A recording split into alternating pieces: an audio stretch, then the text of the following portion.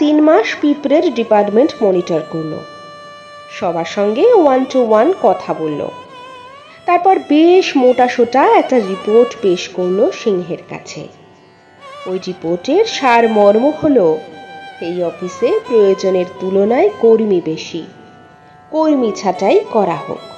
পরের সপ্তাহেই বেশ কয়েকজন কর্মী ছাঁটাই করা হলো। বলুন তো, কে সর্বপ্রথম চাকরি হারালো? ওই হতভাগ্য পিঁপড়ে। কারণ প্যাচার রিপোর্টে লেখা ছিল এই কর্মীর মোটিভেশনের ব্যাপক অভাব রয়েছে এবং সর্বদাই নেতিবাচক আচরণ করছে, যা অফিসের কর্মপরিবেশ নষ্ট করছে। এই গল্পটি একটি শিক্ষামূলক গল্প এবং আজকালকার কর্পোরেট সংস্থাগুলোর স্বচ্ছ ছবি এখানে তুলে ধরা হয়েছে। কি মিলে যাচ্ছে তো?